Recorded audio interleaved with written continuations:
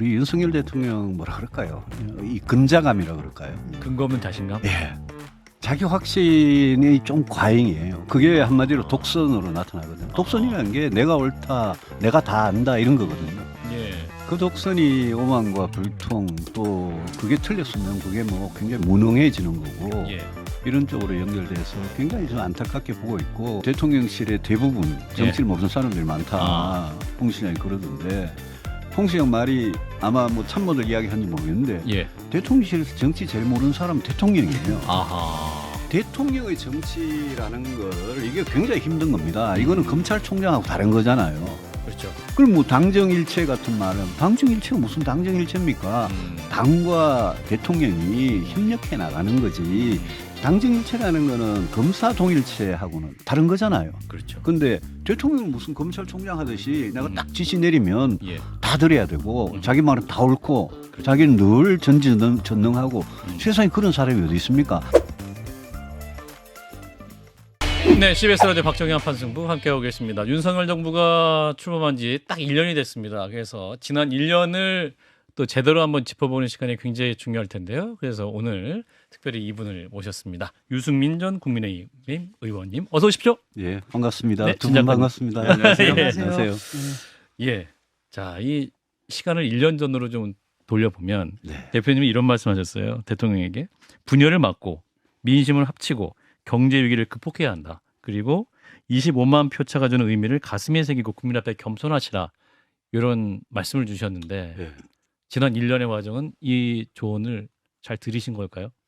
그 계속 분열은 되고 있고 아, 민심은 얻지 못하고 있고 경제 위기는 아마 더 심해지는 것 같고요. 음, 그 0.73% 25만 표 가량 되는 그거 자체가 이 겸손하라는 건데 우리 윤석열 대통령 뭐라 그럴까요?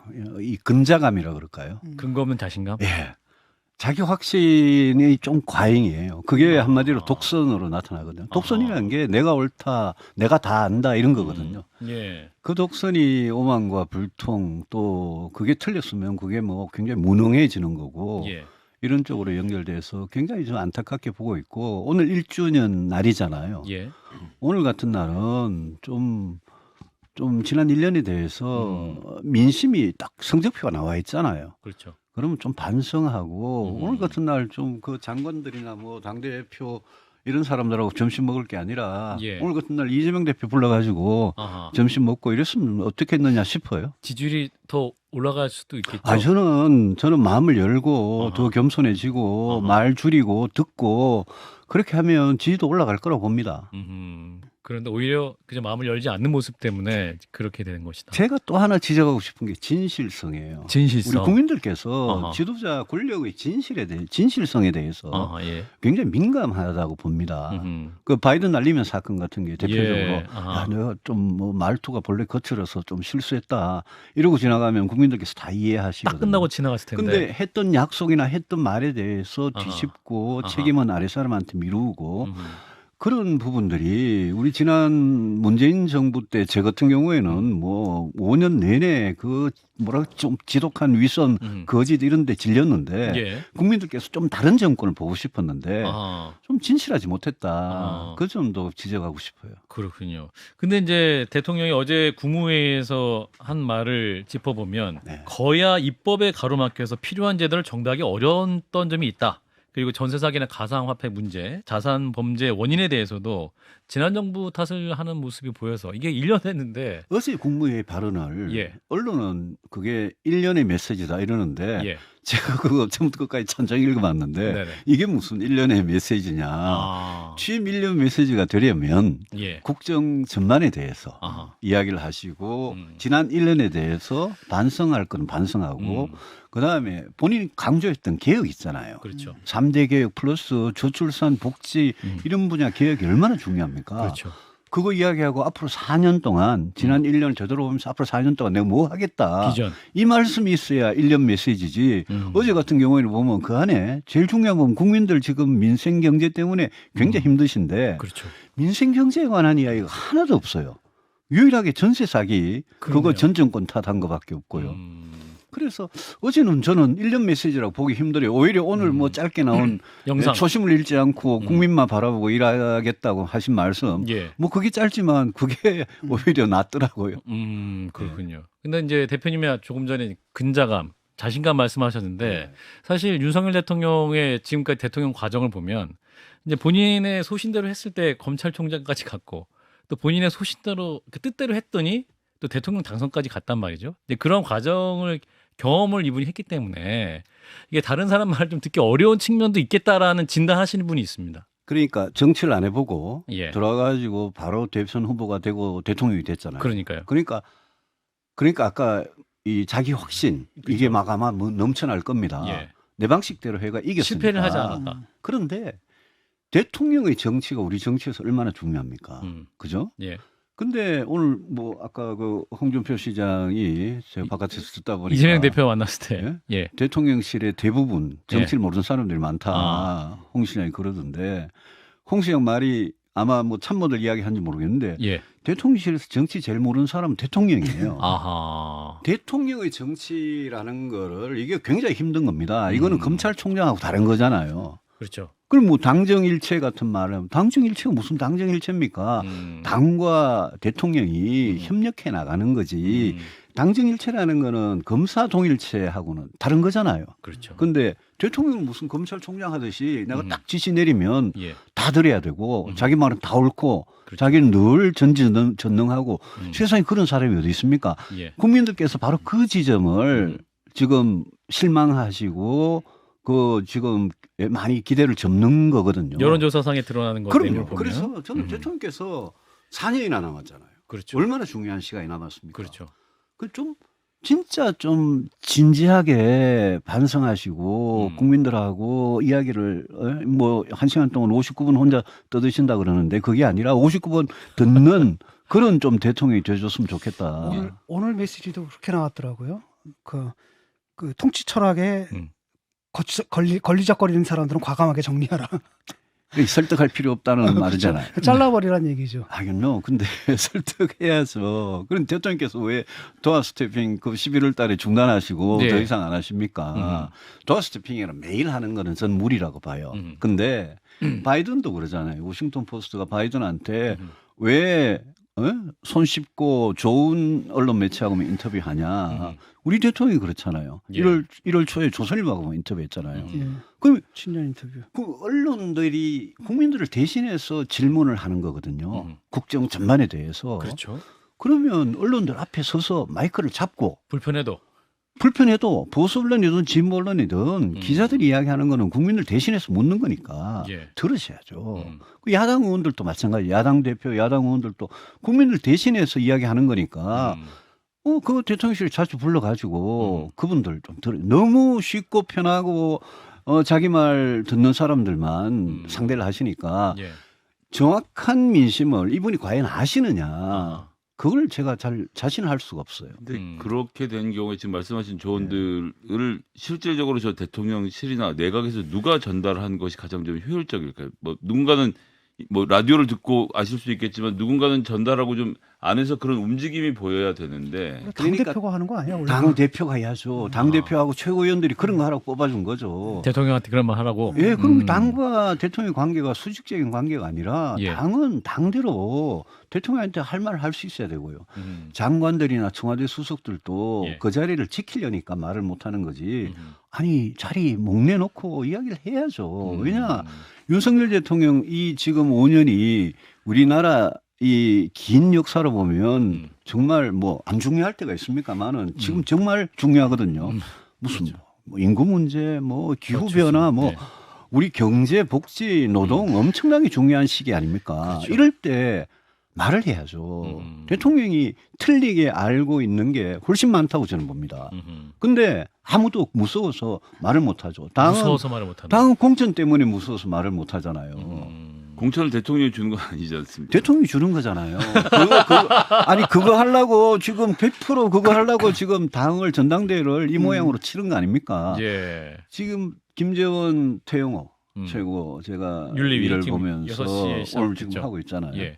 일을 보면서 제가 저럴 줄 몰랐냐. 이런 대표, 이런 최고위원들 뽑힐 줄 몰랐냐. 그런 말씀 많이 하셨죠. 예, 그 뻔한 거거든요. 음. 그래서 당이 지금이라도 제가 뭐 비대위 이야기 이런 거 하기보다 당이 지금이라도 대통령한테 민심을 가감없이 전달하고 대통령한테 쓴소리 할 수 있는 사람이 김기현 대표도 그렇게 하면 당 지지도가 올라갈 겁니다.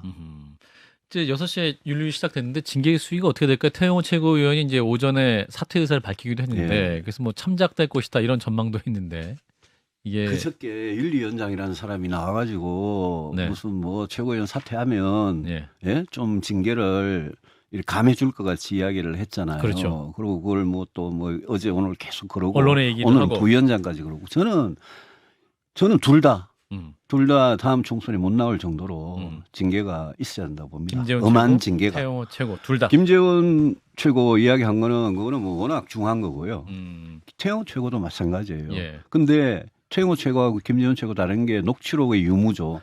김재원 최고는 녹취록이 없는 사람이고 예. 태영호 최고는 녹취록이 있는 사람이니까. 요 녹취록은 무슨 녹취록입니까? 아니 그 녹취록이 그 이진복 수석 아까 그 말씀하시더구만. 이진복 예. 이진복 수석과 태영호 의원 두 예, 사람과의 예. 녹취록이 있습니까? 그 녹취록이 아니요.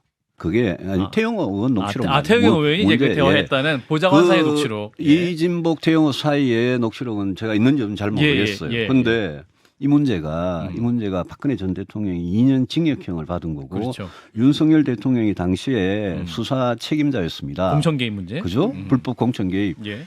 이거는 태영호 의원이 이제 갑이 된 거예요. 음. 태영호 의원이 앞으로 만약 자기한테 공수를 안 주면 예.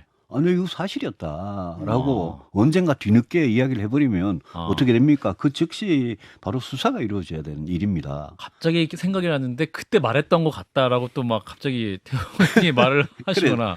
그래서 이 문제는 예.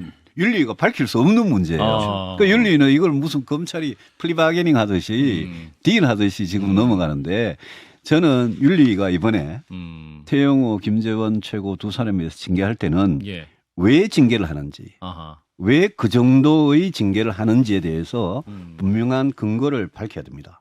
그거 안 밝히면 예. 대충 어물쩡거리면 이거는 화근으로 남습니다. 이분들이 또 징계 받으면 가처분 신청할 거다 이런 얘기도 하고 그러면 당이 정말 또 어려워지고 이게 뭐 지도부 공백 사태 가는 거 아닙니까? 예, 그는 뭐 작년에 이준석 대표. 예, 이준석 대표 징계할 때 그때하고 형평성도 문제가 되고 그렇죠. 두 사람 사이 형평성도 문제가 되고요. 예. 가처분을 하든 말든 그거야 뭐 본인들의 방어권이니까. 예. 그렇군요. 근데 야당과 협치 이제 대목이 아쉽다 말씀하셨는데 이제 박광원 원내대표는 만나겠다라는 대통령실에 그런 메시지가 있었는데 또 박광원 원내대표는 대표부터 만나라 뭐 이렇게 얘기를 하고 있는데 이게 대통령 입장에서 좀 극복이 안 되는 문제일까요? 이게 또 이제 피의자로서 좀 조사받고 있기 때문에. 아니 오늘 같은 날 제가 말씀드렸지만 저 이재명 대표가 대구 가가지고 저렇게 하지 말고 대구 가게 하지 말고. 예, 이재명 대표를 오늘 같은 날 불러가지고 그렇죠. 1년 동안 못 1년 만나서 예? 좀 그랬다. 예? 그건 미안하게 됐고 그렇죠. 앞으로 잘해보자. 음. 이재명 대표의 형사적인 사법적인 처리 문제는 검찰하고 법원의 손에 가 있는 거잖아요. 그렇죠. 거기에 대해서는 대통령이 뭐 영향력을 미칠 것도 없고 무슨 딜할 것도 없는 거 아닙니까? 그렇죠. 그러면 이재명 대표가 당원과 민주당의 당원과 국민들이 뽑은 어쨌든 제1당의 대표 아닙니까? 그렇죠. 그럼 만나야죠. 만났어야 저는 뭐 됐다. 우리 유인태 전 의원님께서 형사 피의자라도 만나야 된다라는 말에 저는 전적으로 동감합니다.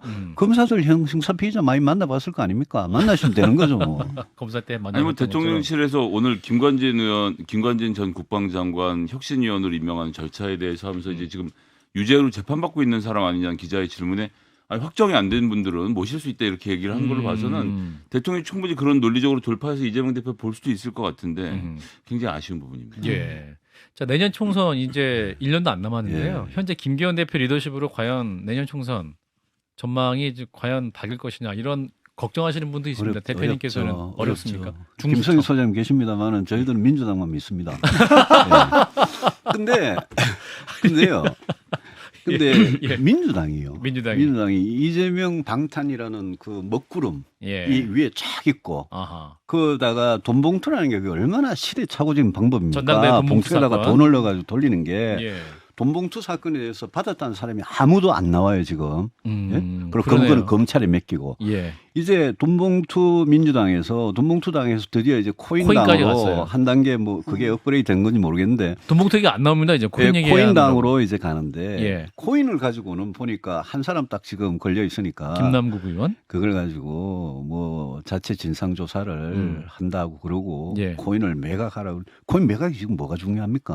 아하. 예? 자체 진상 조사 그거 뭐 할 거 뭐 있습니까? 음. 아까 신 교수님 말씀하시대요. 무슨 숫자만 돈을 보여라. 언제 샀고 음. 그거 어떻게 됐고 지금 어떻다라고 밝히면 다 끝나는 일인데 예, 일인데. 그래서 민주당이 아하. 제1당의 역할을 너무 못하고 있다 지금. 민주당이. 예. 그리고 코인에 대한 코인은 위선의 문제거든요. 아하. 저는 이 뭐 돈이 어쩌고 저쩌고 그 이전에 정치인이 위선에 대한 국민의 분노가 이럴 때 터진다고 생각합니다. 그럼 뭐 가난 코스프레라는 말도 나오잖아요. 그분이 가난에 대해서 빈곤에 대해서 그동안 했던 이야기가 있잖아요. 정치 예. 후원금에 대해서. 예. 그래서 저는 민주당이 이렇게 가면 정말 이게 이 대선의 연장전 비슷하게 지금 돼가지고 그렇죠. 한쪽에는 윤석열 대통령 아까 뭐 윤석열 당대표라고 표현하시던데 윤석열 지도부라고 했어요. 지도부. 예, 지도부라고 윤석열 대통령과 이재명 이 민주당 대표 예. 이 싸움이 그대로 총선까지 가면요. 아하. 그러면 저는 총선에 굉장히 큰 변화가 생길 수도 있다고 봅니다. 어떤 그게 변화가? 아니고 어느 쪽이 먼저 쇄신하고 먼저 변화하고 아하. 먼저 뼈를 깎는 노력을 하기 위해서 정말 잘라낼 건 과감하게 수술을 해내고 예. 그런 당이 저는 이길 거라고 봅니다. 그 박광훈 신임 원내대표께서 이 총선은 확장성의 싸움이다 이렇게 말씀하시던데요. 저는 그 말에 100% 동감합니다. 저는 국민의힘이 자꾸 먼저 바뀌기를 제가 간절히 원하는 거는 지금 가장 등을 돌린 게 중도층 무당층이고 중도 무당층이 늘어나고 있잖아요. 예. 윤석열 대통령께서도 포용하고 하려면 극렬 민주당 지지자 그분들의 마음을 돌리기는 힘들 겁니다. 그렇지만 국민의 한 70% 정도를 차지하는 보수 플러스 중도 무당층 이분들의 마음은 잡아야 될 거 아니에요. 예. 그거를 잡기 위한 변화. 그거를 저는 국민의힘이 지금 시작해도 이미 늦었어요. 근데 이제 제가 아까 뭐 농담으로 말씀드렸는데 민주당하고 국민의힘이 서로 누가 더 혐오스럽냐 이 경쟁을 지금 하는 거거든요. 예. 이렇게 되면 내년 총선에 정말 새로운 변수가 나타날 수도 있다고 봅니다. 그렇군요. 새로운 변수는 어떤 걸까요? 제3지대? 뭔가 제3지대가 나타나면 국민들께서 어허. 그런데 굉장히 관심을 가질 수 있죠. 다만 그 제3지대라는 거는 어떤 정치를 할 거냐. 그 정치 철학과 어떤 정체성 이게 굉장히 분명해야 되고요. 그다음에 제가 해봤잖아요. 바른정당, 개혁보수 정당 해봤잖아요. 제가 정말 그때 힘들었는데 예. 이거는 정말 강철 같은 의지가 있어야 돼요. 우리가 단 한 석도 못 얻더라도 우리는 이걸 하겠다라는 그런 의지가 있어야 되는데 우리 정치권의 젊은 분들 포함해서 그런 의지가 있으신 분들이 그렇게 많을까 싶습니다. 예, 지난 1년 이제 오늘 대통령이 네. 이제 그럼에도 불구하고 좀 이렇게 평가할 만하다고 본인이 말씀한 게 이제 외교안보 분야거든요. 그렇죠. 예. 또 대표님도 국방위원장도 하시고 예. 또 이제 외교 분야도 이렇게 여러 가지 활동하셨기 때문에 어떻게 평가하세요? 이제 대통령의 외교안보. 저는 성과. 한미동맹으로 외교안보의 기본 축을 이렇게 더 이렇게 가져간 그 방향은 저는 잘했다고 봅니다. 아하. 네. 그리고 대북 정책에 있어서도 이 북핵 문제라는 게 이게 쉽게 없어지는 문제가 절대 아니잖아요. 그렇죠. 그러니까 굉장히 그 북핵의 위협이라는 현실을 직시하면서 예. 여러 가지 노력을 한 거 그런 거는 평가를 합니다. 다만 지금 한미 간의 동맹이지 우리는 일본하고는 동맹이 아니잖아요. 일본하고는 또 여러 가지 이슈가 많잖아요. 그렇죠. 그래서 제가 늘 강조하는 거는 미국하고의 동맹 관계를 우리 외교안보의 기본으로 하는 거 오케이. 그건 좋습니다. 근데 일본은 다른 문제예요. 아하. 일본은 우리가 동맹할 수도 없는 거고요. 예. 우리 일본은 경제와 안보를 협력하는 대상일 뿐이고요. 역사나 주권이나 영토나 이런 문제는 일본하고는 우리는 생각이 너무 지금 다른 간극이 있기 때문에 예. 그거는 원칙을 지킬 수밖에 없는 겁니다. 예. 근데 미국이 바이든 대통령과 트럼프도 그랬고요. 미국이 일본하고 한국이 잘 지내야 예? 여러 가지로 잘 지내야 이 동북아시아에서 그렇죠. 자기들 부담이 많이 덜어지는 거거든요. 그렇죠. 그래서 늘 미국이 그걸 뒤에서 푸시를 하는데 사인을 보냈죠. 그럼에도 불구하고 저는 한미동맹을 중시하는 거하고 일본하고 관계를 하는 거는 이걸 철저히 좀 구분했으면 좋겠고 한 가지 굉장히 아쉬운 거는 우리 경제를 생각하면 예. 중국하고 이렇게 일부러 척지는 거는 굉장히 위험하다. 아, 일부러 척지고 있다고 판단하십니까? 저는 중국을 쓸데없이 우리가 자극할 필요가 없어요. 아하. 중국하고는 음흠. 안미 경주의 시대가 안보는 미국하고 하고 경제는 중국하고 하던 지난 한 30년의 시대가 안미 끝났다 경중. 그러지만 음흠. 여전히 우리 중국하고 거래 안 하고 어떻게 먹고 삽니까 앞으로? 중국 시장을 어떻게 우리가 놓칠 수 있습니까? 지금 우리 경제를 제일 흔드는 게 두 가지 변수가 굳이 뽑자면 중국하고 중국 수출 이거 하고 반도체거든요. 예. 이 두 개가 안 되니까 우리 경제가 적자 지금 가고 있는 예? 상황이죠. 엄청나게 어렵지 않습니까? 저는 대통령께서 이번에 저 히로시마 G7 거기 갔다 오시면 거기로 한미일 간의 안보 협력은 어느 정도 정리가 될 겁니다. 저는 그 다음에 대통령께서 정말 진지한 자세로 한중 간의 윤석열 정부는 어떻게 할 거냐. 아하. 이제 그 고민을 하시고 아하. 거기에 대해서 노력을 하셔야 된다고 봅니다. 근데 이제 보수 언론에서도 뭐 중국하고 없어지는 그러니까 이 적자 나는 부분을 미국이나 일본하고 교역을 양을 늘려서 할 수 있다라고 이야기를 하고 있고 그다음에 제가 봤을 때는 그러니까 지금 미국 막 사이가 나쁜 척하는데 미국하고 중국 교역량이 엄청나게 일어나고 있고 우리나라처럼 반도체 주로 팔고 있는 대만 같은 경우도 뭐 양안 간의 긴장 강화 뭐 강화가 어쩌고저쩌고 하는 실질적으로는 오히려 지금 대만은 흑자를 내고 있는데 우리만 왜 정치적으로 이렇게 맞서는 그림을 만들려고 하는 걸까요? 어떤 의도에서 보수가? 방금 소장님 말씀하신 그 점을 제가 그대로 지적을 하는 겁니다. 대만은 저렇게 곧 뭔가 군사적 충돌이 일어날 것 같이 살벌하게 가지만 대만은 어느새 중국의 1위 투자 교육국으로 교역국으로 된 거예요. 그러고 미국도 다 하고요. 미국도 중국에 거래 다 하고. 독일, 프랑스는 뭐 대통령 총리가 중국 가가지고 시진핑 주석 만나가지고 에어버스도 팔고 여러 가지 협력 그렇죠. 다 하잖아요. 예. 우리가 왜 중국에 반도체도 팔고 디스플레이도 팔고 뭐 다 팔아야 자동차도 팔고 다 해야 되는데 예. 우리가 왜 중국하고 쓸데없는 불필요한 자극을 해가지고 중국으로부터 실질적인 경제 보복을 사드 때 같이 그렇게 당하는 거는 저는 옳지 않다고. 그러니까 비합리적인 그 결정의 바탕에는 이 문제를 상당히 이념적으로 접근한다 그러거든요. 저분들 따르면 북중러가 있고 이쪽에 그래서 새로운 냉전이 돼 있고 우리가 갈아타지 않으면 우리 그다음에 곧 있으면 대만하고 중국 사이에 전쟁이 일어날 것이며 그때쯤 되면 북한이 중국의 사주를 받아 우리를 침략할 것이며 뭐 이상한 시나리오들을 갖고 있더라고요. 그래서 그런 시나리오들을 갖다 보니까 실제로는 워싱턴 선언 같은 경우에도 이틀 전에 미국은 중국한테 미리 보여준 거 아닙니까? 그러니까 이런 그 비현실적인 사고 방식들을 가져서 가치 동맹이라는 얘기를 한다면 대통령도 그런 말씀하시지 않습니까? 이게 뭐 손익을 따지는 게 아니다. 동맹끼리는 가치 동맹이다라고 하는데 이익을 따지는 게 아니다. 그 사람들은 남들은 다 이익 따지고 있는데 우리만 이런 것 자체가 이 접근 방법들이 상당히 이념적이지 않는가라는 느낌이 들어요. 그 한미일 간에 한미일 북중러 사이에 과거보다 더 긴장이 흐르는 건 사실이겠죠. 그리고 가치 동맹이라 그러는데 미국은 가치 중시 안 하는데 우리 혼자 가치 동맹 해봐야 별 소용이 없는 거고요. 저는 자유진영의 어떤 큰 틀에서 우리가 늘 협력하고 하는 건 좋습니다. 그런데 대만 사태 같은 경우는 아직 일어나지도 않은 일이고 시진핑이 자기 임기 내에 무조건 통일을 하고 무력도 쓰겠다. 무력도 회피하지 않겠다. 이 말을 분명히 했어요. 지난 가을에. 그런데 그럼에도 불구하고 대만 사태에 대해서 우리가 내부적으로 대만에서 만약 중국과 대만 사이에 전쟁이 벌어지면 우리는 어떻게 할 거며 주한미군은 어떻게 되는 거며 주1미군 그게 유엔사 후방기지라고 한반도에 무슨 군사적 충돌이 일어나면 오도록 돼 있는 도와주는 병력이 일본에 있는 건데 그 주1미군이 또 대만으로 빠지면 투입이 되면 어떻게 돼 이런 데 대해서 정말 치밀한 시나리오별 대책을 갖고 있어야 되는데 그거는 완전히 오프 더 레코드로 그냥 우리 내부적으로 갖고 있어야 되는 거죠. 지금 전쟁이 일어나지도 않았고 언제 일어날지도 모르는데 중국하고 바로 서해라는 작은 바다를 사이에 두고 있는 우리나라가 어떻게 그렇게 중국마저 적으로 돌릴 수는 없다. 그거는 절대 현명한 외교가 아니다라고 생각합니다. G7 이후에 그래서 한중 관계에 새로운 장을 노력해야 그랬으면 된다. 좋겠습니다. 예. 자, 유승민 전 대표 만나고 있는데요. 또 경제 전문가시니까 경제 어렵다 하고 한미 간에 또 금리 격차도 굉장히 많이 나는 상황. 예. 어떻게 보세요? 이거 뭐부터 챙겨야 됩니까? 지금 경제 올해 내년 어렵다 그 얘기 하고 있는데. 정말 어려워요. 정말 예. 어려운데 저는 일단 그 금융권, 그다음에 부실기업, 그다음에 가계부채 여기에서 뭐 이건 시한폭탄이니까요. 예. 이건 금방 해결되는 건 아니니까 음. 여기에서 대규모 부실이 발생해가지고 우리 경제가 완전히 나락으로 가는 이런 거는 무조건 막아야 돼요.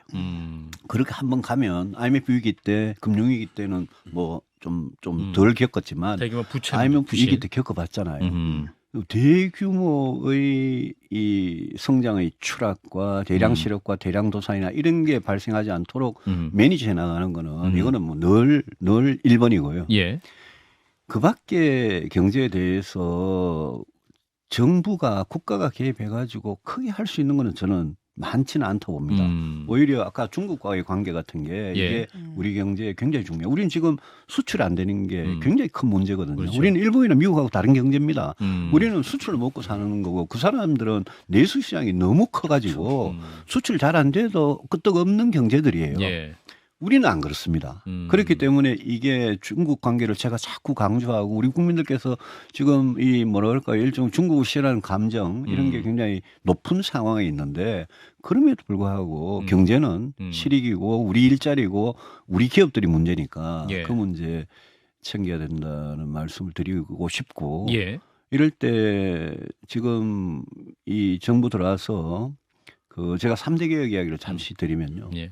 노동개혁, 연금개혁, 교육개혁을 하는데 네. 개혁이라고 말을 한 건 좋아요. 음흠. 근데 지난 1년 동안 무슨 개혁을 어떻게 하겠다는 건지 개혁의 컨텐츠가 하나도 없어요.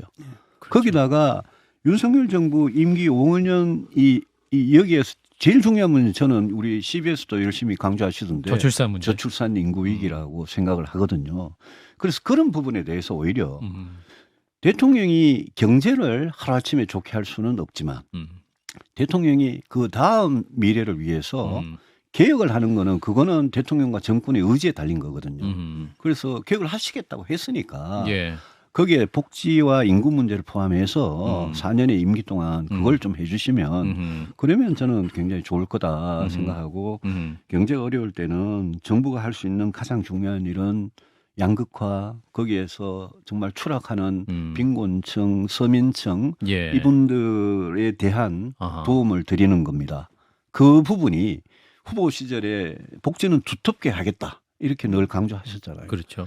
그 부분이 정책으로 나타나는 게 별로 없어요. 음. 근데 그 부분은 하면 제가 보기에 민주당에서 아마 야당에서 국회에서 제일 발목 안 잡을 게 그 부분 같아요. 사회 안전망. 예, 사회 안전망. 음. 그래서 지금 재정이 굉장히 어려운 상태지만 예. 그 부분에 애써 주시면 좋겠어요. 예. 아, 대표님 모시니까 할 말이 너무 많은데 좀 아쉽습니다. 저출산 문제 더 깊이 있게 여쭤보고 싶은데 시간이 너무 없어서 너무 아쉬운 상황이에요. 자주 나와 주십시오. 저출산은요. 예. 제가 한마디만 드리면 예. 인구 문제는 윤석열 정부 임기 5년을 지금 하는 식으로 그냥 지나버리면 정말 어렵습니다. 저는 그래서 윤석열 대통령께서 이 인구 문제에 대해서 정말 심각함을 느끼시고 이게 다 연금이나 노동이나 다 관련이 있는 거거든요. 복지나. 그 점에 대해서 정말 지난번에 회의 1차 회의 하실 때 네. 보니까 너무 좀 실망스러워서 아쉽다. 여기까지 획기적으로 변해야 된다라는 말씀 유승민 전 의원이었습니다. 고맙습니다. 예, 고맙습니다. 좋아요, 구독. 알림 설정.